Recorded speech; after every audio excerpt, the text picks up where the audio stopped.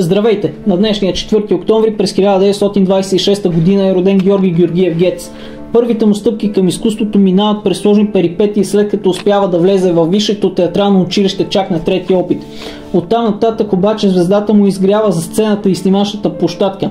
През 1953 г. завършва актьорско майсторство в класа на професор Филип Филипов, след което започва да играе в Народния театър. Там той се задържа в продължение на 38 години и създава повече от 100 роли. Някои от тях са в постановки по пиеси на неизбежните комунистически казионни партийни автори като Орлин Василев, Камен Зидаров, Лозан Стрелков и Анжел Вагенщайн.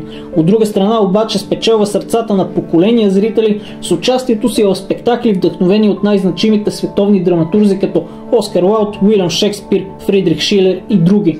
Междувременно специализира в Московския художествен театър и се превръща в едно от знаковите имена на българското кино през 20 век, оставяйки името си в повече от 60 филмови ленти.